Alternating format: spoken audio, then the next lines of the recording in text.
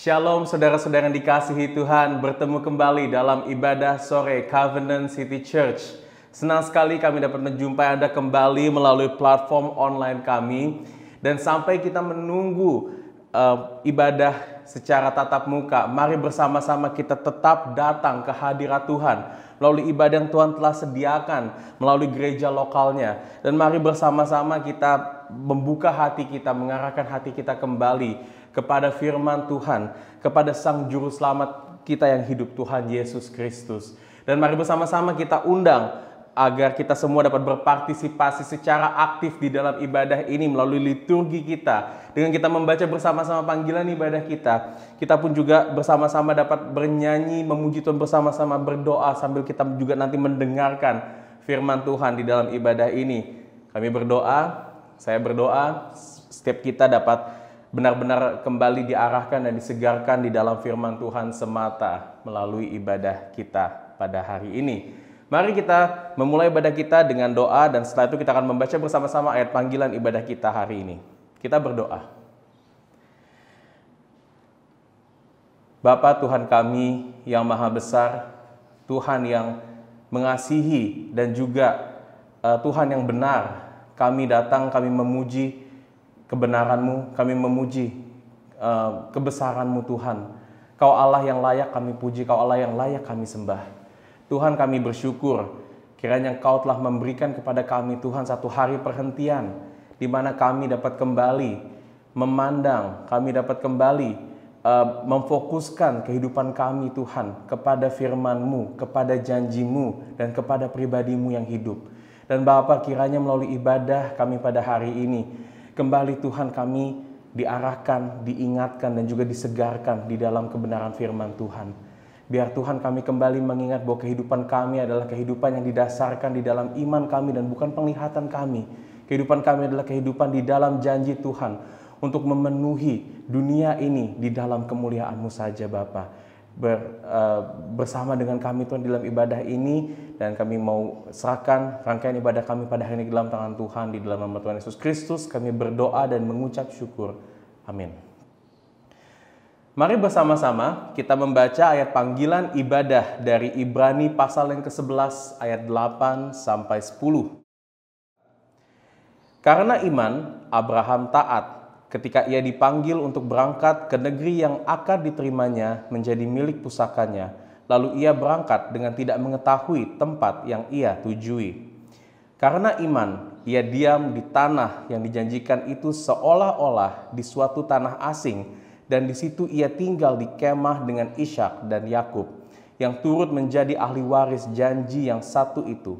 Sebab ia menanti-nantikan kota yang mempunyai dasar, yang direncanakan dan dibangun oleh Allah.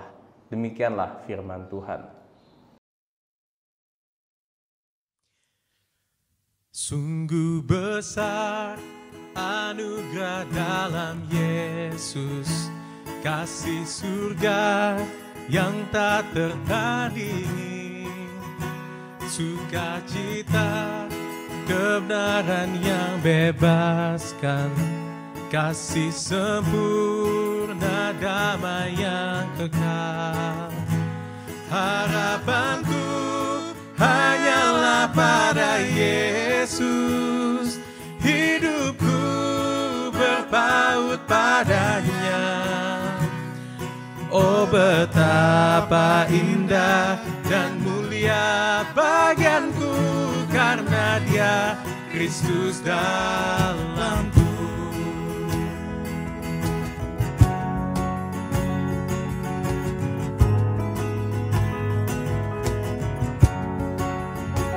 Dalam gelap ku tak pernah sendiri, di pihakku Sang Penyelamat serta dalam kekuranganku sukacita, sebab kuasa-Nya sempurna dalamku.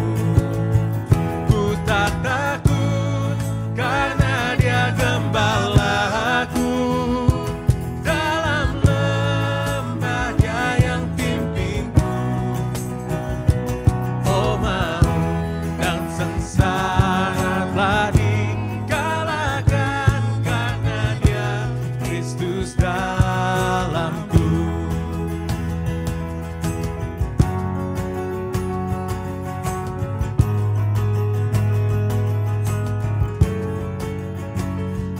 dalam Dia yang tanggung semua dosaku. Yesus yang pegang hari esokku, darahnya yang tercurah ampuniku. Dia bangkit mengalahkan maut. Ku percaya Dia kalahkan dosaku sekarang dan untuk selamanya. Oh betapa heran ku telah dibebaskan karena Dia Kristus dalamku.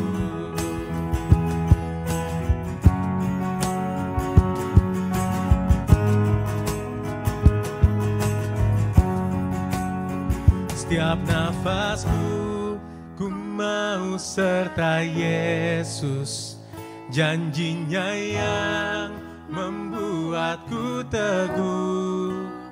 Setiap hari kasih-Nya pulihkanku, sampai nanti ku dipanggil pulang.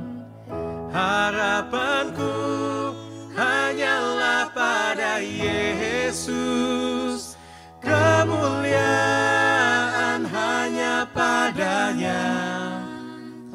Saat usai nanti ku kan terus bernyanyi karena Dia Kristus dalamku.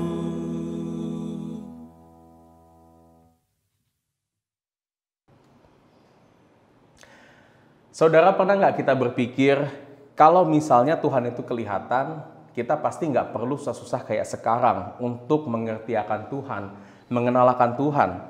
Kalau Tuhan itu kelihatan, pastinya tidak ada perbedaan, perselisihan yang terjadi di antara umat manusia.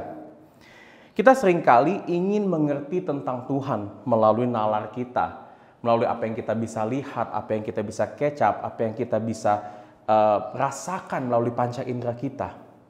Akan tetapi firman Tuhan menyatakan bahwa kita mengenal Tuhan bukan dari apa yang kita lihat. Rasul Paulus berkata di surat 2 Korintus bahwa kita hidup melalui iman dan bukan melalui apa yang kita lihat, bukan melalui penglihatan kita. Dan iman adalah anugerah yang Tuhan berikan untuk kita mengenal Allah dan hidup di dalam segala ketetapan Allah. Kehidupan di dalam inilah yang akan kita lihat bersama-sama saat kita sama-sama akan belajar mulai dari hari ini tentang kehidupan Abraham di dalam khotbah seri kita. Kalau kita melihat di dalam ayat panggilan ibadah kita, di situ kita melihat dikatakan bahwa Abraham pergi meninggalkan tempat kediamannya dengan tidak mengetahui tempat yang ia tuju. Abraham taat menaati panggilan Tuhan dengan sangat radikal. Dia sangat berani meninggalkan tempat kediamannya yang pada saat itu bisa dikatakan sudah cukup nyaman untuk Abraham. Dan dia pergi dengan dia sendiri tidak memiliki banyak pengetahuan atau informasi tentang tempat tujuan kemana Tuhan memanggilnya. Dan ini semua terjadi karena iman. Lantas mungkin saudara juga pernah mendengar, kalau kita berbicara tentang iman, ada yang mungkin kita pernah dengar atau kita pernah berpikir, lantas iman itu berarti kita percaya saja. Jangan banyak mikir, jangan banyak bertanya. Nanti iman kita kepada Tuhan bisa luntur. Apakah artinya iman itu kita percaya buta kepada Tuhan? Nah saudara, kalau kita lihat lagi di ayat ke-10 di panggilan ibadah kita, di situ dikatakan meskipun Abraham tidak tahu pasti kemana Tuhan akan membawanya, tetapi Abraham melihat satu janji karena iman. Dikatakan ia menanti-nantikan janji akan suatu kota di mana Tuhan yang merencanakan dan membangunnya sendiri. Kota yang Tuhan bangun ini tidak lain dan tidak bukan ialah kerajaan Allah. Dan kerajaan Allah ini berbicara tentang kedatangan dan kehadirat Juru Selamat kita Tuhan Yesus Kristus. Dan karena iman yang Tuhan anugerahkan, Abraham melihat janji ini. Dan ia percaya, ia taat meskipun ia tidak melihat pribadi Mesias itu selama hidupnya. Dan inilah iman yang sejati. Iman yang tidak membuat kita menjadi buta, tetapi iman yang memiliki satu fokus satu tujuan, yaitu kepada Tuhan dan Juru Selamat kita, Tuhan Yesus Kristus. Dialah yang memenuhi, dialah pemenuhan iman kita, dialah penyempurna iman kita. Dan Tuhan menganugerahkan iman ini kepada kita di dalam kasih karunia-Nya. Siapapun yang Tuhan sudah panggil, siapapun yang Tuhan sudah selamatkan di dalam kasih karunia-Nya, Tuhan memberikan, menganugerahkan iman ini untuk kita hidup memuliakan nama-Nya, untuk kita hidup berdasarkan ketetapan-ketetapan Tuhan, untuk kita hidup di dalam tujuan yang sudah Tuhan nyatakan bagi kita. Dan inilah iman yang sejati, iman yang membawa pengharapan. Karena tanpa iman, tidak mungkin seorang dapat mengenal Allah, tidak mungkin seorang dapat berkenan di hadapan Allah. Tapi seringkali saudara, sulit bagi kita untuk menghidupi iman kita. Sulit bagi kita memandang kepada Kristus di dalam segala pergumulan, permasalahan hidup kita. Bahkan di saat kita tidak bergumul sekalipun, kadang sulit untuk memandang kepada Kristus. Karena kita seringkali melihat hal-hal di dunia ini mungkin lebih indah, lebih menarik secara mata kita daripada kita melihat Kristus. Dan saudara, inilah dosa dan pelanggaran yang tidak berkenan di hadapan Tuhan.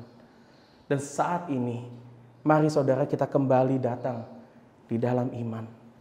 Mari kita kembali datang di dalam anugerah Tuhan yang mengarahkan mata hati kita kembali kepada kasih karunia Tuhan Yesus Kristus. Mari saudara kita mengakui kembali dosa-dosa kita. Kita meminta pertolongan daripada Tuhan, meminta kekuatan daripada Roh Kudus, agar kita betul-betul hidup melalui iman dan bukan melalui melihat. Mari kita bersama-sama baca ayat pengakuan dosa kita dari Ibrani pasal yang ke-11 ayat 6.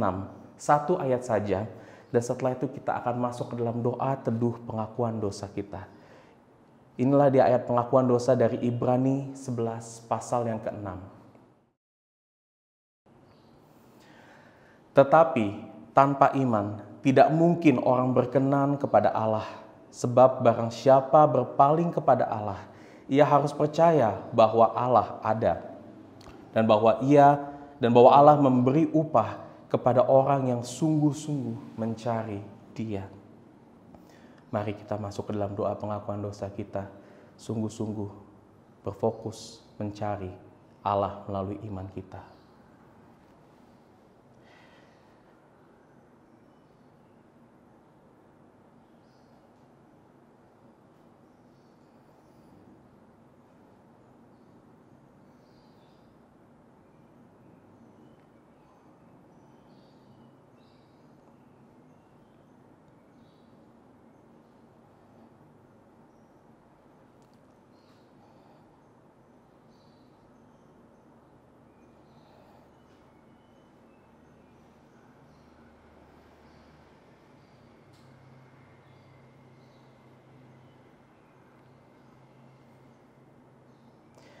Tuhan, kami menyadari betapa bodoh dan jahatnya hati kami, Tuhan, saat kami memilih untuk menukarkan Engkau di dalam segala kemuliaan-Mu dengan hal-hal yang sementara, dengan hal-hal yang tidak mungkin dapat memuaskan kita. Dan Tuhan, inilah kecenderungan daging kami, kecenderungan kami di dalam keberdosaan kami, yang masih ada di dalam hidup kami, dan juga setiap hari Tuhan, ada di dalam aspek kehidupan kami. Dan Bapa, tanpa pertolongan daripada-Mu, tanpa kekuatan daripada Roh-Mu yang kudus Tuhan, tanpa kami mengarahkan mata kami kepada Injil-Mu Tuhan, kami tidak mungkin akan dapat sadar akan pengharapan yang telah Kau nyatakan kepada kami.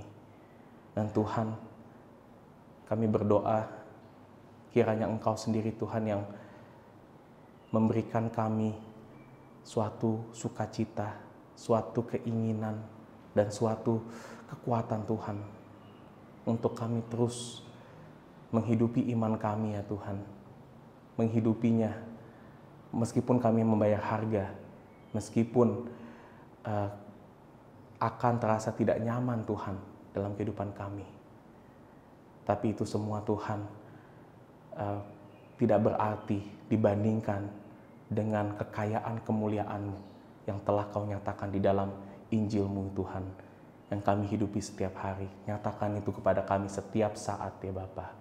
Di dalam nama Tuhan Yesus Kristus kami berdoa dan mengucap syukur. Amin.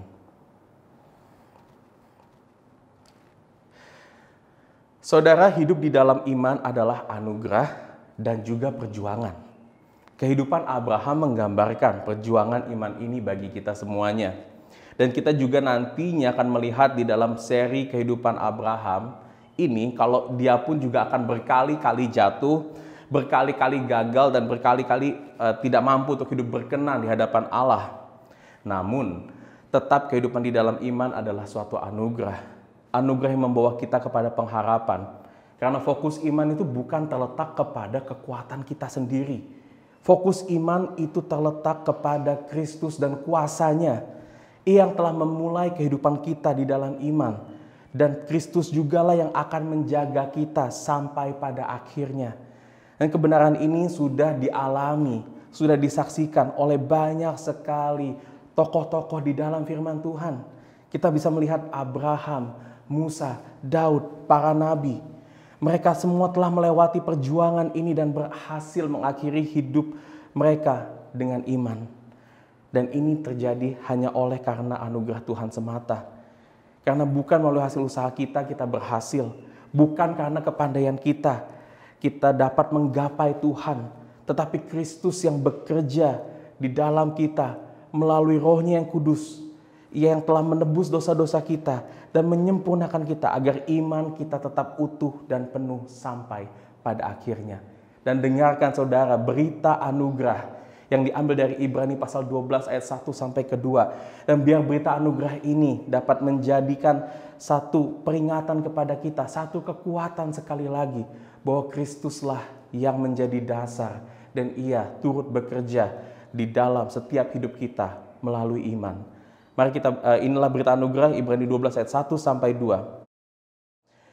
Karena kita mempunyai banyak saksi, bagaikan awan yang mengelilingi kita, marilah kita menanggalkan semua beban dan dosa yang begitu merintangi kita, dan berlomba dengan tekun dalam perlombaan yang diwajibkan bagi kita. Marilah kita melakukannya dengan mata yang tertuju kepada Yesus, yang memimpin kita dalam iman dan yang membawa iman kita itu kepada kesempurnaan, yang dengan mengabaikan kehinaan tekun memikul salib, ganti sukacita yang disediakan bagi Dia yang sekarang duduk di sebelah kanan tahta Allah. Demikianlah firman Tuhan.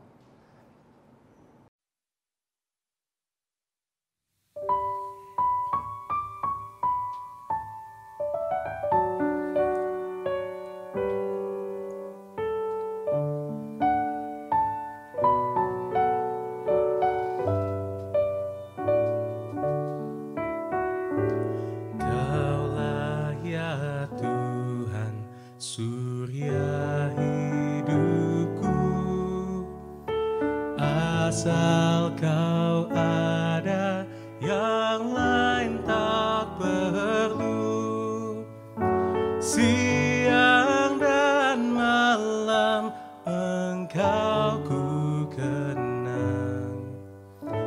Di hadiratmu jiwaku tenang.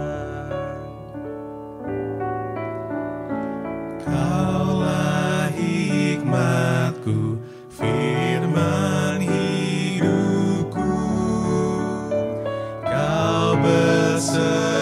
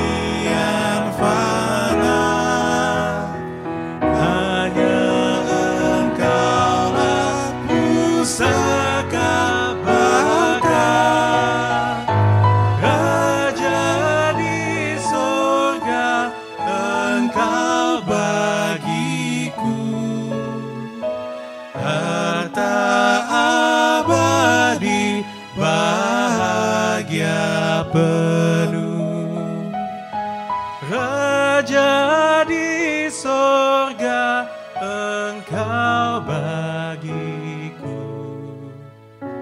harta abadi, bahagia penuh.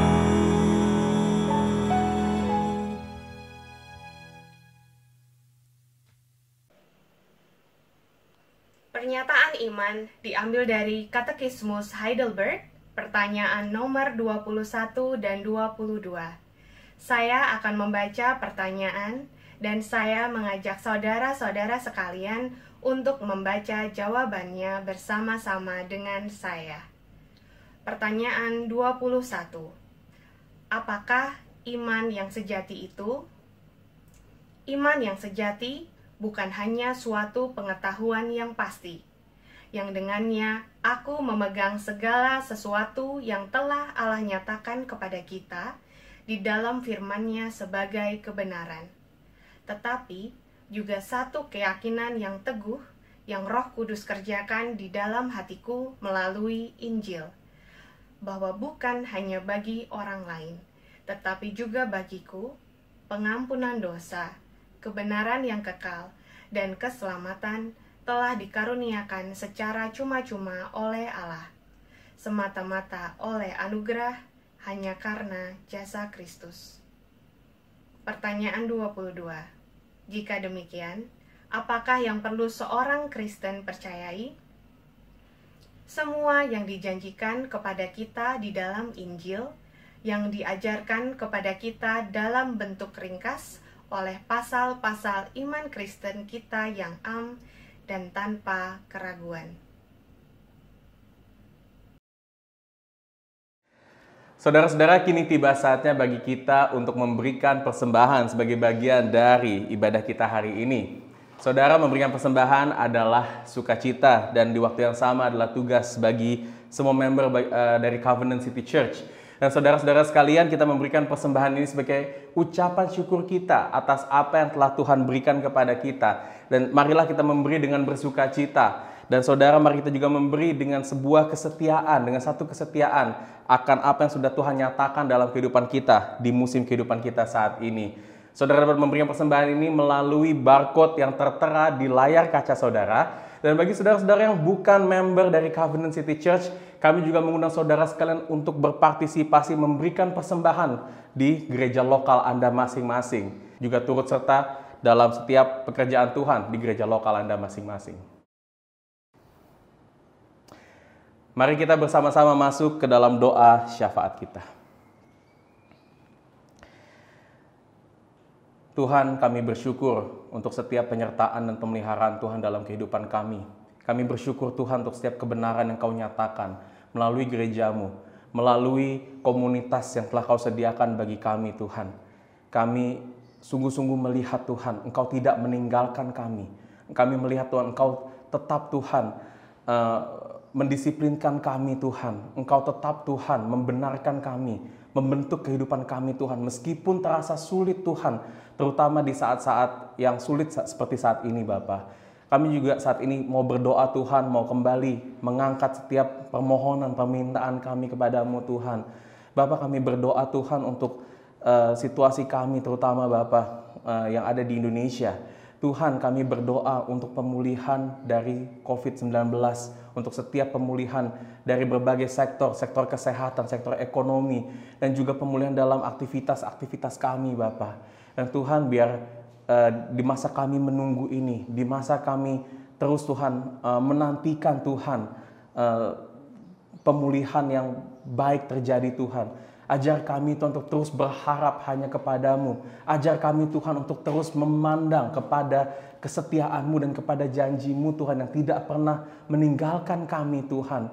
Melihat Tuhan bahwa Engkau Allah yang tetap di tengah-tengah dunia yang tidak tetap ini Bapa. Dan juga kami berdoa Tuhan bagi saudara-saudara kami, member-member kami Tuhan yang saat ini juga dalam pemulihan juga karena COVID-19 atau penyakit-penyakit lainnya Bapa. Kami berdoa biar Kau yang memberikan pemulihan, Kau yang beserta dalam setiap istirahat mereka, beserta juga dalam setiap pengobatan yang mereka juga harus jalani Tuhan. Juga berdoa bagi saudara-saudara kami Tuhan yang saat ini mengalami tekanan batin karena kondisi yang tidak memungkinkan ini.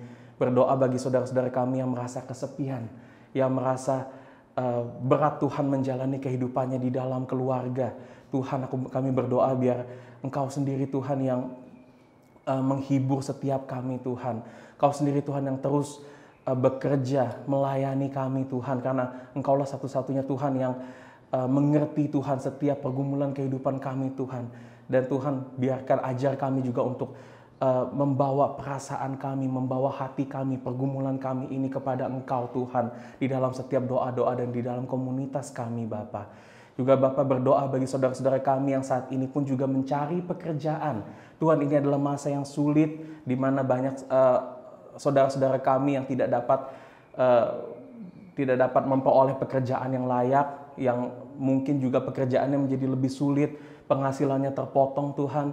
Bapa berdoa Tuhan, biar kami juga terus melihat pemeliharaan Tuhan, bahwa Engkau Allah yang menyediakan setiap kebutuhan kami Tuhan. Ajar kami untuk mencari kerajaan-Mu terlebih dahulu Tuhan, dan tidak khawatir akan segala apa yang terjadi dalam kehidupan kami Tuhan. Dan buat kami yang mencari pekerjaan juga akan berdoa, biar Tuhan yang memberikan pekerjaan pada kami, pekerjaan yang memuliakan nama-Mu di waktu yang tepat Tuhan, dan juga pekerjaan yang kami dapat melayani satu sama lain Tuhan. Dan kami juga berdoa untuk gereja kami. Kami berdoa biar Tuhan terus bekerja memakai gereja ini Tuhan, dan sampai waktunya kami nanti dapat kembali beribadah bersama-sama, dapat kembali bersekutu secara fisikal. Tuhan, kami berdoa biar Kau yang terus menyertai, memberi hikmat, dan juga memberikan kemurahan-Mu lebih dan lebih lagi Tuhan bagi gereja-Mu ini, agar kami dapat terus setia Tuhan untuk memberitakan Injil-Mu, dan juga setia Tuhan untuk membagi kasih-Mu, membagi anugerah-Mu Tuhan kepada member-member, kepada satu sama lain yang telah Kau tempatkan di dalam gereja-Mu. Inilah doa kami Tuhan, dan kami akan menutup doa syafaat ini di dalam doa yang telah Kau ajarkan kepada murid-murid-Mu. Bapa kami yang di surga, dikuduskanlah nama-Mu, datanglah kerajaan-Mu, jadilah kehendak-Mu di bumi seperti di surga. Berikanlah kami pada hari ini makanan kami yang secukupnya, dan ampunilah kami akan kesalahan kami, seperti kami juga mengampuni orang yang bersalah kepada kami. Dan janganlah membawa kami ke dalam pencobaan, tetapi lepaskanlah kami daripada yang jahat, karena Engkaulah empunya kerajaan dan kuasa dan kemuliaan sampai selama-lamanya. Amin. Saudara, ada 3 pengumuman untuk ibadah kita hari ini. Yang pertama, kita mau mengingatkan untuk ibadah sore berikutnya yang akan ada 2 minggu lagi dari sekarang, yaitu pada tanggal 19 September 2021. Dan kami mengundang juga saudara untuk bergabung di dalam Zoom ibadah kami, agar kita juga dapat berfellowship, bersekutu bersama-sama di dalam ibadah ini. Zoom biasa dimulai 15 menit sebelum ibadah, dan saudara dapat menghubungi saya, Davin, Jackie, atau community group leader saudara untuk mendapatkan link akses untuk Zoom kita di ibadah sore. Lalu juga kita mengundang saudara sekalian untuk bergabung bersama-sama di community group Bahasa Indonesia. Ada 2 community group yang saat ini aktif, yaitu kalau kita berkumpul secara fisik, yang pertama itu berlokasi di Lotte Kuningan atau di Sentral, yang kedua berlokasi di Sunter atau di Jakarta Utara. Saudara dapat menghubungi kami, Davin atau Jackie, untuk informasi yang community group ini lebih lanjut lagi. Dan yang terakhir, ini adalah pengumuman yang sangat exciting buat saya, karena kita akan memulai Men's Bible Study dalam bahasa Indonesia. Dan Men's Bible Study ini akan memfokuskan untuk kita mendalami teologi reform melalui Westminster Confession of Faith. Nah, saudara, kalau bertanya kenapa kita pakai Westminster Confession of Faith, karena ini adalah dasar pengakuan iman yang dipegang oleh gereja-gereja reform, yang juga merupakan intisari dari teologi reform. Dan Westminster Confession of Faith sendiri akan memudahkan kita untuk mempelajari teologi-teologi yang alkitabiah ini, dan juga menghidupi ajaran-ajaran reform dengan setia.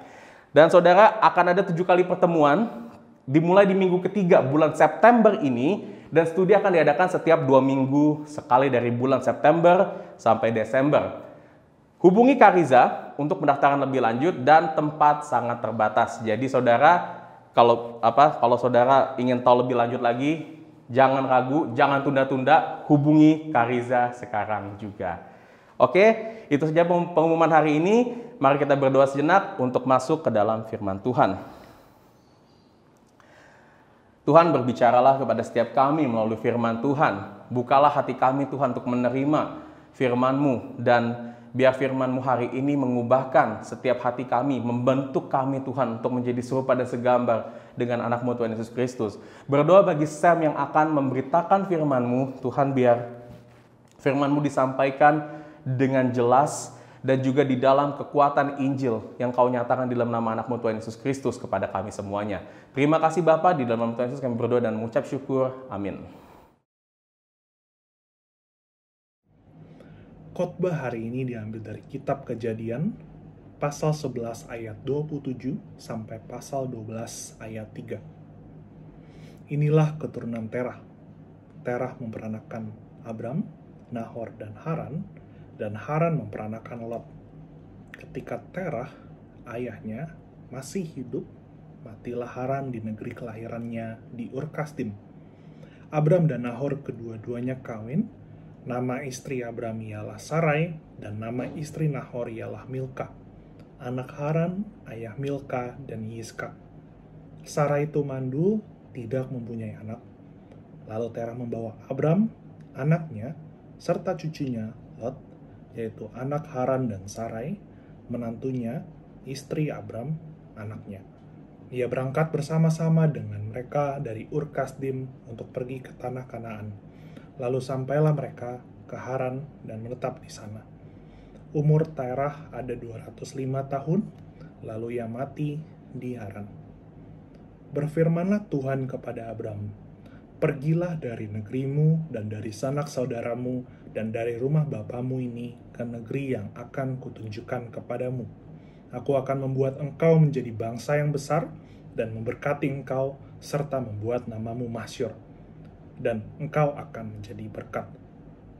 Aku akan memberkati orang-orang yang memberkati engkau dan mengutuk orang-orang yang mengutuk engkau. Dan olehmu semua kaum di muka bumi akan mendapat berkat." Demikianlah firman Tuhan. Mari kita berdoa untuk pemberitaan firman Tuhan. Bapa di surga, Engkau adalah Allah yang kemuliaannya di luar apa yang kami bisa bayangkan. Tuhan, kami mengaku bahwa kami adalah manusia terbatas dan tidak mungkin bisa mengerti kehendak-Mu tanpa firman-Mu yang mengajari kita. Tuhan, hari ini hamba-Mu akan berbicara, berkatilah Tuhan hamba-Mu, kirimlah roh-Mu Tuhan kepada kami semua, agar kebenaran-Mu bisa kami terima Tuhan, dan kami bisa mengerti apa itu sebenarnya rancangan-Mu bagi hidup kami. Dalam nama Tuhan Yesus kami berdoa. Amin. Sadar tidak sadar, kita semua itu hidup di bawah satu hal yang saya bisa katakan namanya itu naratif. Ada cerita yang mungkin diberi oleh budaya kita atau orang tua kita atau kita bikin sendiri, di mana kita berdasarkan hidup kita. Misalnya, kalau saya orang Batak, dan bagi orang Batak kita itu yang lelaki ya adalah semuanya raja, kan? Dan kita mau membangun keluarga dan legacy kita sendiri. Jadi ada 3 hal yang dipentingkan orang Batak: Hamoraon, Hasanggapon, Hagabeon. Dan uang, kehormatan, dan keturunan. Jadi bagi orang Batak itu apa? Hidup itu sudah lengkap, sudah benar-benar sempurna kalau saya sudah bisa punya banyak anak, mengawinkan anak saya semua, dan mereka semua sudah bercucu. Gitu kan? Jadi tujuan hidup saya adalah untuk beranak cucu seperti itu.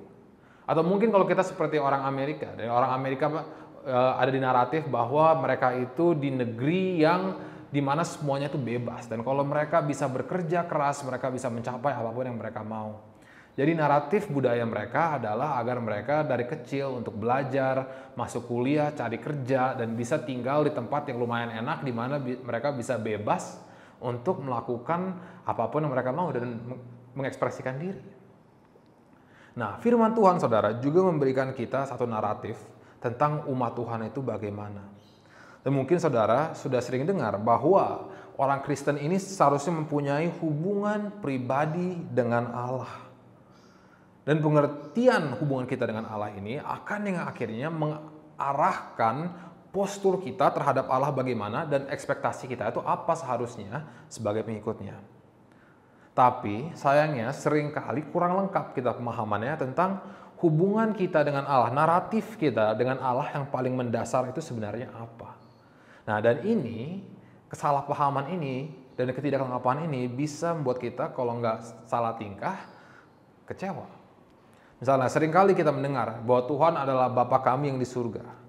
Karena ini ekspektasi kita adalah bahwa Tuhan itu akan selalu mengasihi kita dan membantu kita bila kita memerlukannya. Ini tidak salah, tapi kalau hanya sebatas ini pemahaman kita bisa kecewa. Dan saat kita tidak diberikan sesuatu yang kita anggap baik atau sedang bersungut-sungut di kondisi yang kita rasanya harusnya Tuhan tolong. Alkitab juga mengatakan bahwa kita bisa disebut sahabat Allah. Karena itu ekspektasi kita mungkin bahwa adalah Tuhan seharusnya menerima kita apa adanya. Dan tidak akan meninggalkan kita sendiri di situasi apapun dan akan selalu mendukung kita. Ini juga benar. Tapi kalau Allah hanya sebatas sahabat, kita bisa pikir kita bisa enaknya saja berperilaku di hadapan Tuhan dan dia harus terima. Tidak menghargai bahwa kita juga harus bertanggung jawab kepada dia. Atau kita bisa melihat Tuhan sebagai semacam guru. Dan ekspektasi kita adalah ia akan memandu kita dalam kebenaran sekaligus menilai dan mengoreksi hidup kita. Ini juga benar. Tapi kalau hanya sebatas itu saja hubungan kita dengan Tuhan, relasi kita akan tegang.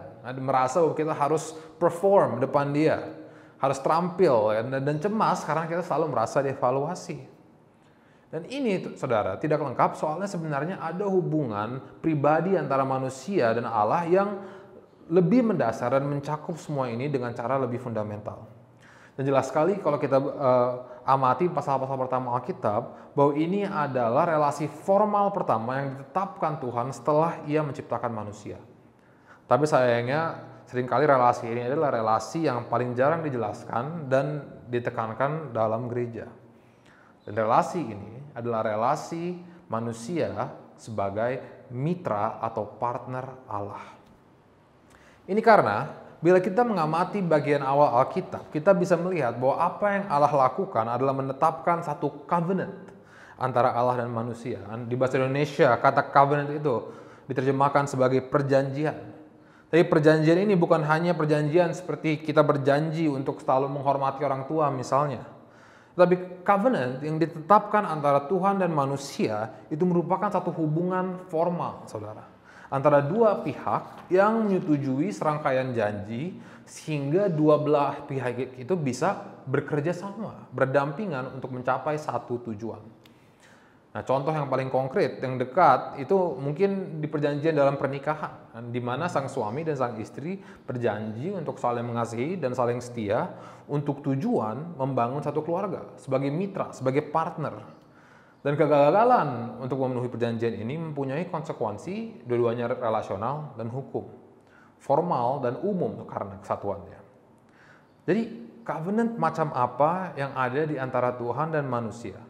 Firman kita hari ini akan menjelaskan hal ini. Hari ini kita akan mulai seri baru di mana kita akan mempelajari kehidupan Abraham. Dan hari ini kita akan mengamati laporan tentang background Abraham, latar belakang dia, dan juga pertemuan pertama Abraham dengan Tuhan. Dan bisa dikatakan firman ini adalah salah satu teks terpenting dalam cerita Alkitab. Karena di dalam pertemuan ini kita bisa melihat Tuhan membuat suatu perjanjian dengan Abraham yang akan menjadi fondasi daripada relasi Tuhan dengan umatnya di seluruh cerita Alkitab. Dan dari teks ini kita bisa mempelajari dua hal tentang kemitraan Tuhan dengan manusia.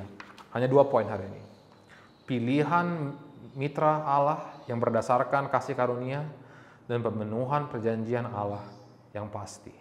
Saya ulang ya. Pilihan mitra Allah yang berdasarkan kasih karunia dan pemenuhan perjanjian Allah yang pasti.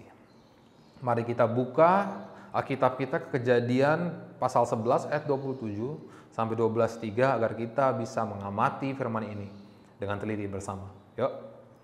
Poin pertama, pilihan mitra Allah yang berdasarkan kasih karunia.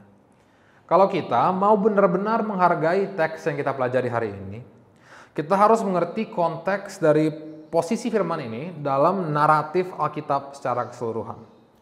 Karena teks ini menceritakan sebenarnya satu tahap yang baru di sejarah dunia, di mana telah ada satu perkembangan dalam rancangan Tuhan dengan dunia, untuk dunia. Jadi bagusnya kita review sedikit dulu cerita Alkitab sampai sejauh ini ya.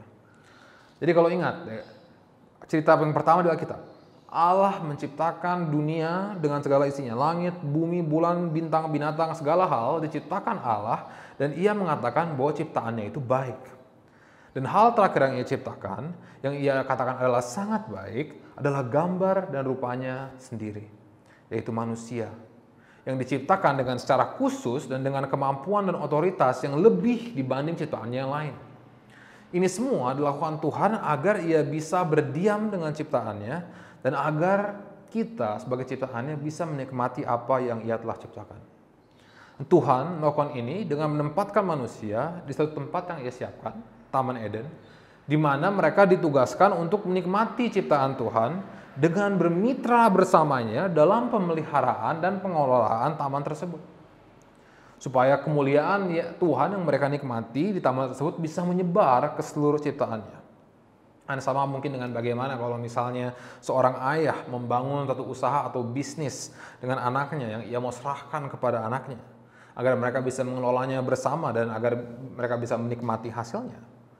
Tapi sama dengan apa yang sering terjadi di family business, di mana sang anak tidak mau mengikuti pembinaan sang ayah, manusia mendengarkan nasihat seorang konsultan miring yang membohongi mereka kalau mereka juga bisa menjadi seperti Tuhan. Dan akhirnya manusia menolak panduan Tuhan dan melakukan apa yang baik di matanya sendiri. Tapi berbeda dengan figur ayah di dunia, yang sendirinya juga memang adalah hanya manusia terbatas dan rawan salah atau keliru, Bapa kami yang di surga adalah pencipta segala hal yang baik. Hanya dialah yang mampu menentukan apa yang baik dan apa yang buruk. Nah, ini berarti saat manusia jatuh dalam dosa, masuklah segala kejahatan, kerusakan, dan perpecahan ke dalam ciptaan Allah yang baik. Karena kita tidak mungkin tahu apa yang baik, hanya Tuhan yang tahu. Dan karena Allah, Sang Pencipta juga adalah Allah yang kudus dan tidak bisa menoleransi dosa. Dan karena Allah itu pun adil, artinya manusia pun harus sebenarnya dihukum untuk pemberontakan ini. Namun, karena begitu besar belas kasihan Allah kepada manusia, kita tidak langsung menerima satu-satunya hukuman yang layak untuk dosa, yaitu maut. Tapi Allah masih harus mengusir mereka dari taman yang ia siapkan untuknya. Dan sebenarnya memberi mereka apa yang mereka mau pada akhirnya. Kesempatan untuk mengelola ciptaannya dengan sendiri, terpisah dari kehadiran Tuhan dan panduannya. Dan inilah hakikat pasal 1-3 Kejadian. Dan hasilnya pengelolaan independen manusia ini adalah kekacauan.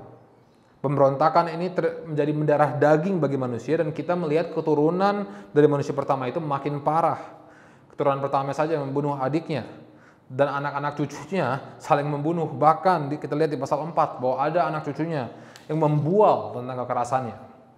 Sampai akhirnya saking parahnya dosa manusia, sampai di pasal 6 ayat 5 dikatakan bahwa kecenderungan di hati manusia selalu dosa semata-mata. Saking muaknya saudara, Tuhan melihat dosa manusia. Dan karena ia tidak rela ciptaannya terus dirusak dan dicemar oleh kejahatan manusia, akhirnya Allah memutuskan untuk meriset ciptaannya. Ia mau membasmi semua kejahatan manusia dengan air bah, dan ia mau mengulang proyeknya dengan keluarga orang yang paling benar di antara manusia saat itu. Kan? Ini si Nuh. Dan inilah apa yang Tuhan lakukan.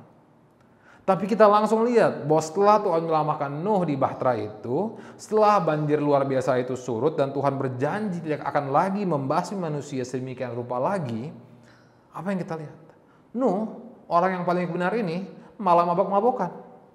Dan anaknya juga melakukan hal aneh sampai mereka terkutuk. Menunjukkan bahwa tabiat manusia memang sudah total tercemar. Dari keluarga yang terbaik pun, walau sudah mengalami kebaikan Tuhan dan menyaksikan kuasa Tuhan yang luar biasa, mereka masih tidak bisa lepas dari dosa dan sepenuhnya taat pada Allah. Lantas, manusia setelah itu pun tambah parah lagi. Akhirnya mereka bersatu dan berusaha melawan dan memberontak Tuhan. Membuat satu kota dengan menara yang bisa mencapai langit agar mereka bisa mencari nama dan setara dengan Tuhan. Nah, literally mau naik level sama dengan Tuhan. Dan inilah cerita Menara Babel.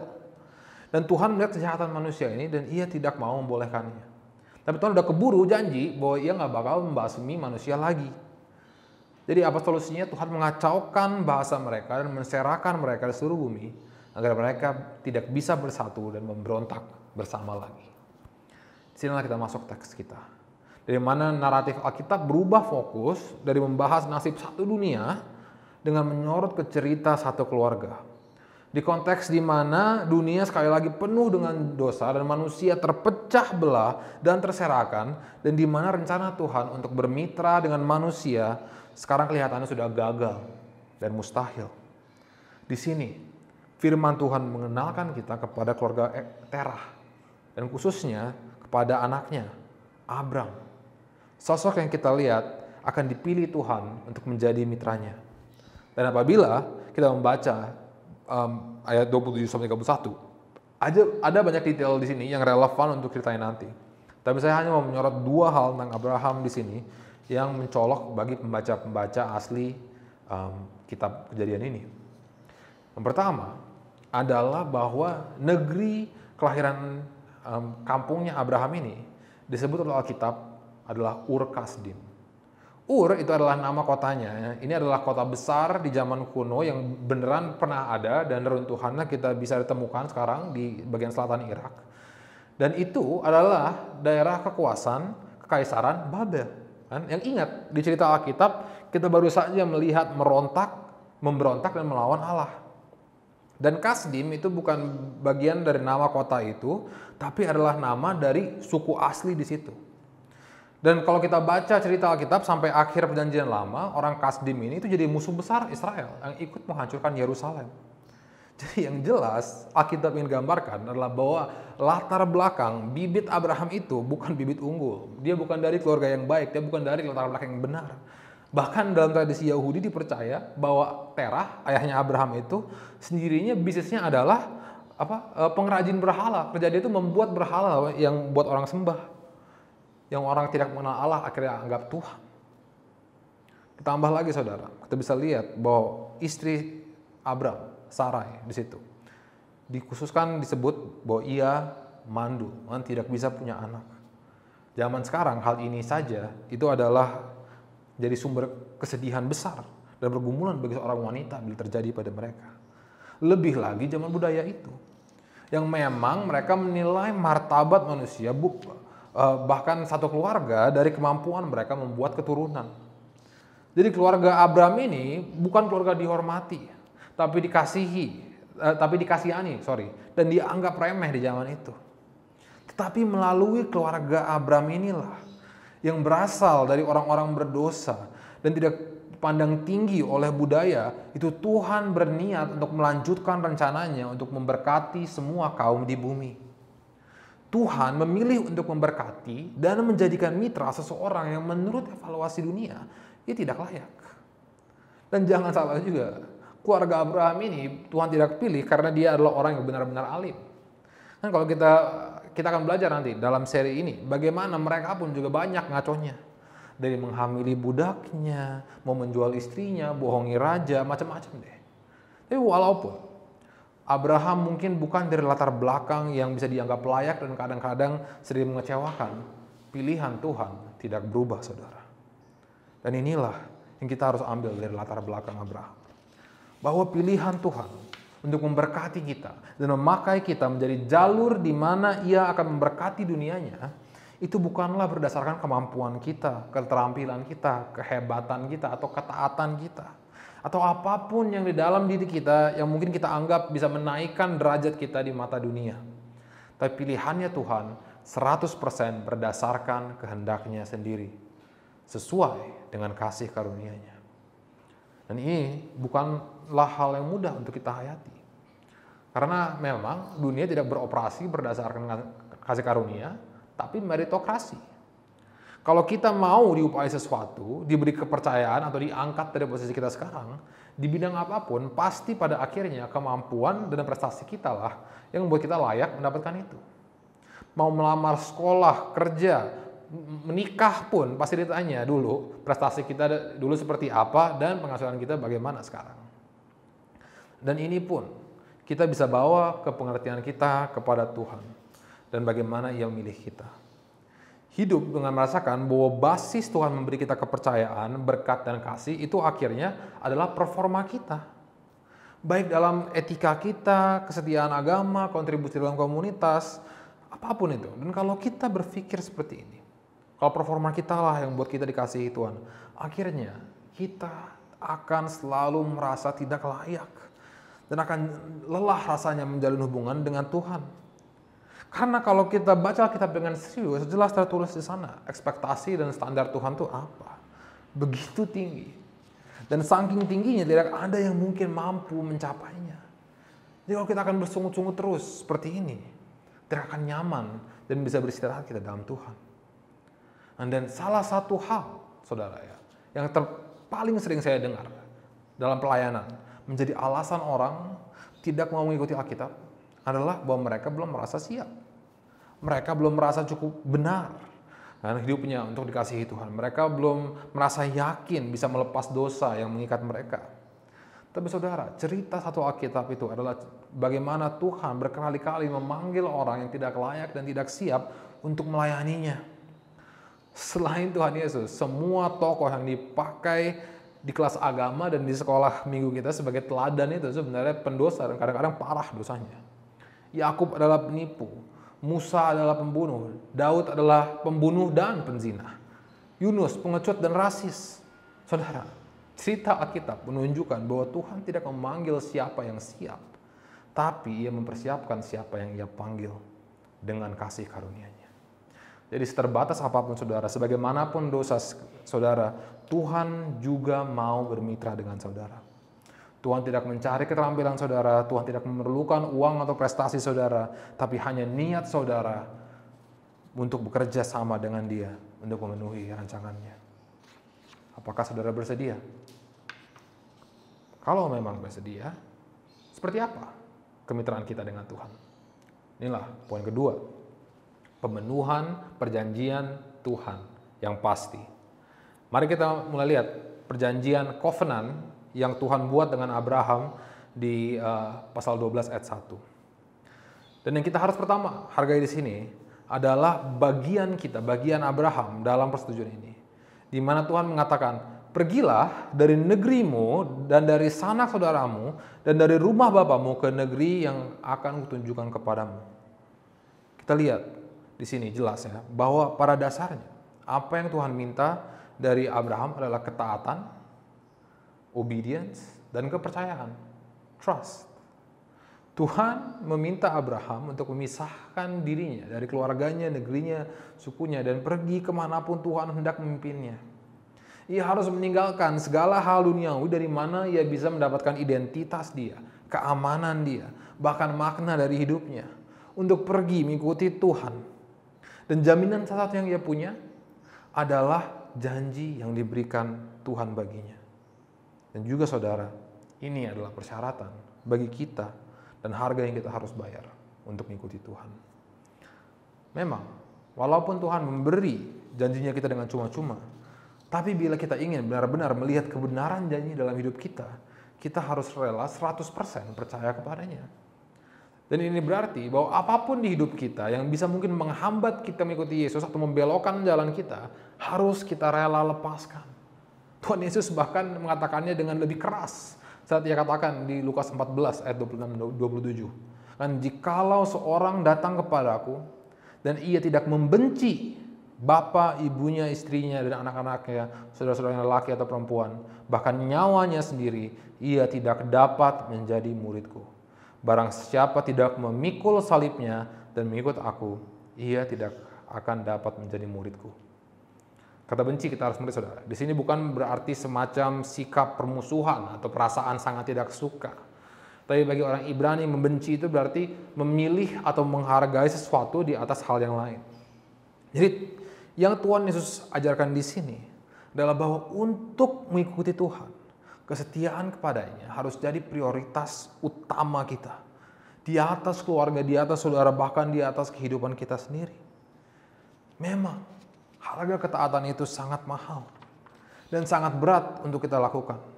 Karena memang hal-hal yang kita harus tinggalkan adalah hal-hal yang pada dasarnya tidak pasti jahat. Walau keluarga kita non-Kristen pun, sebagian kita pasti sadar bahwa mereka sudah tulus mengasihi kita dan sudah sangat berjasa di hidup kita. Lantas wajar kalau kita mau berabdi kepada mereka. Gaya hidup kita pun sekarang mungkin sebenarnya lumayan produktif dan berguna bagi keluarga dan komunitas kita, walaupun tidak sempurna. Dan budaya kita pun bisa memberikan kita persaudaraan yang begitu erat dan prinsip-prinsip hidup yang kita bisa hargai. Saya mengerti ini, saudara. Saya orang Batak dan keluarga Batak sangat mementingkan kebatakannya. Jadi kalau saya sampai harus meninggalkan kebatakan saya dan pergi dari mereka, akan menjadi kesedihan yang sangat besar, sangat dalam bagi orang tua saya yang begitu berjasa dengan saya. Nggak tega juga, saudara. Dan bisa dianggap durhaka saya kalau menolak mereka seperti itu. Dan walau komunitas saya dan gaya hidup saya juga tidak sempurna, dan memang ada dosanya, begitu berat dan mengerikan bagi saya untuk benar-benar meninggalkan semua itu. Karena dari sanalah terbiasa saya menemukan persaudaraan dan kebahagiaan dalam hidup ini. Dan kita takut bahwa bila kita melepas hal-hal ini, kita bisa tersesat dan sendiri akhirnya. Saudara, jadi murid Yesus memang termasuk menanggung pergumulan yang luar biasa.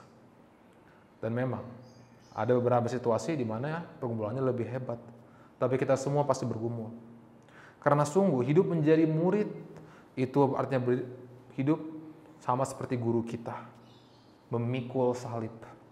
Jadi kalau ekspektasi saudara adalah bahwa taat akan membawa hidup yang berkelimpahan tanpa masalah, maaf. Karena Anda akan kecewa. Dan yang menjanjikan Anda hal itu bohong. Jadi hitunglah saudara harganya. Karena kalau kita mau masuk harus all in. Dan kalau kita tidak benar-benar menghargai dan percaya kepada apa yang Tuhan janjikan kepada kita saat kita bermitra bersamanya, bisa rasanya nggak worth it. Jadi mari kita pikirkan, apa yang sebenarnya yang dijanjikan Tuhan kepada kita sebagai mitranya. Kita bisa lihat di ayat 1-3 bahwa ada 3 hal yang dijanjikan kepada Abram. Yang pertama, Tuhan menjanjikan satu negeri. Di ayat 1, Tuhan menyuruh Abram pergi ke satu negeri, dan nanti di ayat 7, setelah Abraham sampai ke sana, Tuhan mengatakan bahwa ia akan memberikan negeri itu kepadanya. Jadi apa yang Tuhan ingin berikan kepada Abram sebenarnya adalah satu tanah air, satu kampung halaman yang baru, di mana Abraham dan keturunannya bisa menetap dan berada di sana dan juga dipelihara Tuhan. Ini sama dengan apa yang Tuhan berikan kepada Adam di Taman Eden tadi. Saat mereka di sana di bawah perlindungan Tuhan, satu tempat suci, bebas dari ancaman musuh-musuh, di mana mereka bisa secara full menikmati kehadiran Tuhan sebagai mitranya. Dan kalau kita terus membaca Alkitab, inilah apa yang seharusnya tanah Kanaan jadi bagi bangsa Israel, kan? Tanah suci yang dikatakan adalah satu warisan dari Tuhan untuk mereka. Tapi tanah Kanaan ini, saudara, sebenarnya adalah hanya satu simbol, satu contoh dari apa yang sebenarnya Tuhan siapkan untuk umatnya. Karena kalau kita terus membaca sampai akhir Alkitab, kita bisa melihat bahwa apa yang terjadi di akhir zaman bukanlah adalah kita semua naik ke surga, melainkan surga itu datang ke dunia. Di akhir kitab Wahyu, kita melihat bahwa ada satu kota suci yang datang dari surga ke dunia untuk menjadi tempat tinggal semua orang kudus. Yerusalem baru, di mana sudah tidak ada dosa dan tidak ada kekurangan lagi, di mana kita bisa selamanya berdiam dengan Tuhan, dengan sangat dekat sampai dikatakan bahwa kita akan bisa menatap wajahnya. Itulah saudara yang kita cari sebenarnya. Itulah apa gunanya tanah itu, tempat bersekutu dengan Tuhan. Salah satu teolog favorit saya, Gerhardus Voss, mengatakan bahwa keinginan terdalam hati orang kudus adalah kerinduan untuk menatap wajah Tuhan. Dan negeri ini adalah di mana kita bisa melakukan itu. Dan semua orang, walaupun mereka tidak percaya pada Tuhan, saya bisa argue, sebenarnya menginginkan hal ini. Karena semua orang tahu bahwa ada sesuatu yang rusak di dalam dunia ini. Kita tinggal menyalakan TV dan nonton berita untuk menyalakan hal ini. Banyak sekali peperangan, kekerasan, kecurangan, dan penyakit yang mengancam kita. Dan kita tahu seharusnya hidup ini itu lebih baik daripada ini, bisa lebih baik. Tapi semakin pintar manusia dan semakin canggih teknologi, bukannya dunia semakin baik, tapi malah makin kreatif manusia cara merusak dunia dan saling menghancurkan. Walau memang ada yang kita bisa lakukan untuk sedikit melegakan dan membetulkan dunia kita, pada akhirnya solusinya tidak di tangan manusia. Ini karena yang merusak dunia ini pada dasarnya adalah dosa manusia yang mendorong kita untuk menentukan apa yang baik untuk dirinya sendiri seperti Adam dan Hawa di Taman Eden. Kita berusaha untuk memerintah dan mengelola dunia terpisah dari Tuhan, dan hasil akhirnya adalah kehancuran. Karena sekali lagi hanya Tuhan yang tahu apa yang baik. Maka solusi sebenarnya bukanlah dari akal dan usaha manusia, tapi kehadiran Tuhan di tengah kita. Dan inilah apa yang Tuhan mau berikan kepada kita. Inilah apa yang Tuhan janjikan kepada Abraham dan keturunannya. Dan kita akan melihat secara penuh kepenuhan janji ini saat Tuhan Yesus kembali nanti. Jadi sebagaimana rusak pun dunia ini jadinya, kita bisa tidak gentar dan selalu mempunyai harapan yang kokoh. Karena pada akhirnya kita bukan warga dunia yang berdosa ini, tetapi warga surga. Namun kita sekarang masih hidup di dunia yang memberontak dan melawan Tuhan. Kita di sini sebagai pengungsi. Tapi walaupun begitu, sebagai rakyat kerajaan surga, kerajaan yang akan datang, kita masih bisa menikmati sedikit keberadaan surgawi ini dengan mengerjakan apa yang kita akan nikmati di kerajaan surgawi itu. Nah, yaitu janji kedua Tuhan kepada Abraham. Allah menjanjikan Abraham keturunan. Mari kita perhatikan di ayat 2, di mana Tuhan mengatakan kepada Abraham, "Aku akan membuatmu menjadi bangsa yang besar dan memberkati engkau serta membuat namamu masyhur dan engkau akan menjadi berkat." Dan di zaman sekarang kita mungkin terbiasa memakai kata bangsa ini sebagai sinonim negara, kan? Seperti satu daerah di bawah kekuasaan satu pemerintahan. Tapi di Alkitab bangsa-bangsa itu bukan seperti ini. Karena zaman dulu itu bangsa itu dipikirkan sebagai keturunan dari nenek moyang yang sama, yang bersatu dan berkembang menjadi satu entitas yang memiliki adat dan kepercayaan yang sama. Mungkin lebih dekat ke apa yang kita pikirkan sekarang ini dengan suku. Lantas apa yang diperlukan Abraham untuk menjadi satu bangsa adalah keturunan. Dan janji ini sebenarnya sama seperti waktu Taman Eden. Sekali lagi, di mana Tuhan hendak Adam dan Hawa beranak cucu dan bertambah banyak dan memenuhi bumi. Dan mengapa Tuhan mau bumi ini dipenuhi oleh manusia adalah karena manusia adalah gambar dan rupa Allah. Manifestasi kemuliaan Allah itu sendiri. Dan memang keinginan Tuhan itu adalah agar kemuliaannya memenuhi seluruh bumi. Dengan cara gambar-gambarnya ini beraktivitas seperti dia. Mengelola dan memelihara ciptaan Allah dengan baik seperti Allah itu sendiri. Dan walaupun manusia telah jatuh dalam dosa dan menjadi gambar Allah yang rusak, ia masih berkomitmen untuk melakukan ini. Dengan sekarang mewariskan tugasnya ini kepada Abraham dan keturunannya. Menghendaki bahwa ia bisa menjadi bapa satu bangsa yang bisa memuliakan Tuhan seperti apa yang keturunan Adam seharusnya lakukan. Di perjanjian lama, bangsa Israel lah yang seharusnya memenuhi janji Tuhan ini. Di Keluaran 19, Tuhan manggil mereka sebagai harta kesayangan Allah, bangsa yang kudus dan kerajaan imam. Di 1 Petrus 2 dikatakan bahwa bangsa ini ditugaskan untuk memberitakan perbuatan-perbuatan yang besar Dia yang telah memanggil kita keluar dari kegelapan ke dalam terangnya yang ajaib. Di perjanjian baru, saudara, janji Tuhan ini untuk mendirikan bangsa kudus akhirnya diwarisi oleh pengikut Kristus, oleh gereja, oleh jemaat. Orang-orang yang diselamatkan Kristuslah keturunan rohani Abraham yang diberikan kehormatan dan kemampuan untuk memuliakan Allah. Jadi, sekarang bangsa ini tidak lagi terdiri dari keturunan biologis Abraham, tapi firman Tuhan mengatakan bahwa keluarga Allah sendiri itu terdiri dari manusia dari semua bangsa, dari semua suku dan semua bahasa. Dan Tuhan melakukan ini adalah karena ini sebenarnya panggilan manusia untuk menjadi gambar Allah yang bersaksi kepada kemuliaan Tuhan. Tuhan yang memanggil kita ke dalam terang. Inilah caranya saudara, manusia bisa menjadi gambar dan rupa Allah yang seharusnya dan menjadi berkat. Lantas, janji Tuhan untuk memberikan Abraham keturunan dan mendirikan bangsa besar sebenarnya adalah bagian dari rencana Tuhan untuk memulihkan kemanusiaan sejati yang sudah tercemar oleh dosa.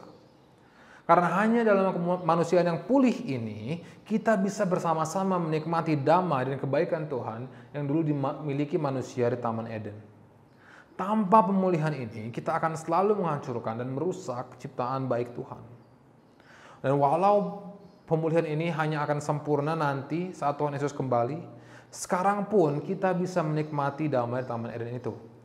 Walaupun hanya sedikit dan sebagian.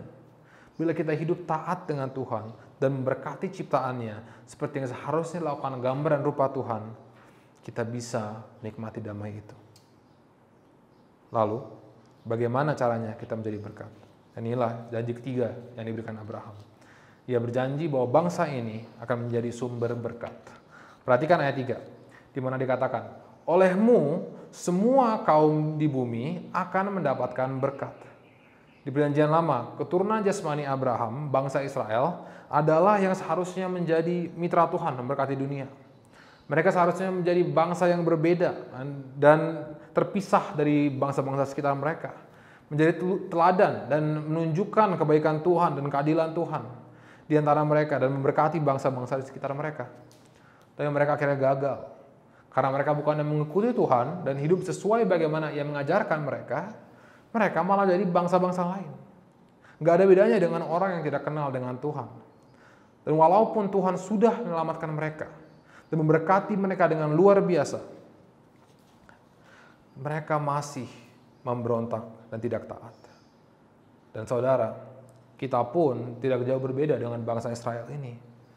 Jauh dari memberkati orang lain. Memberkati yang kita kasihi aja itu sangat berat.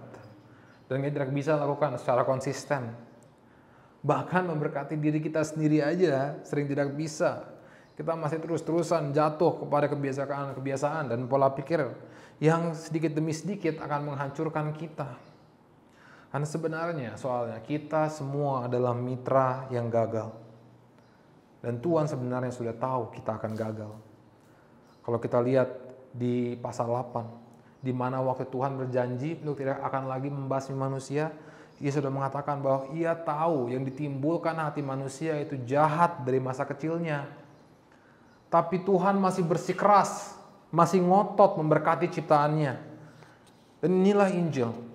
Karena sebenarnya yang Tuhan janjikan kepada Abraham itu bukanlah bahwa seluruh keturunan jasmaninya yang jadi berkat.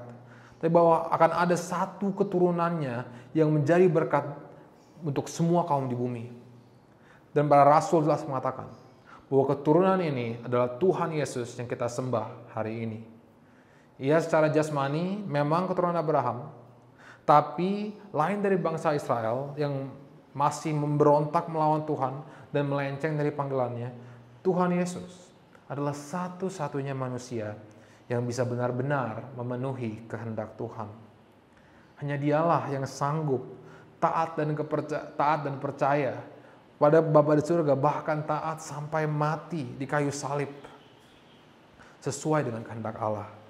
Dan ini dilakukannya agar konsekuensi dari semua kerusakan dan kehancuran yang umat manusia datangkan ke dunia bisa ditanggungnya oleh kayu salib. Semua konsekuensi dosa kita tuh Tuhan Yesus tahan di kayu salib.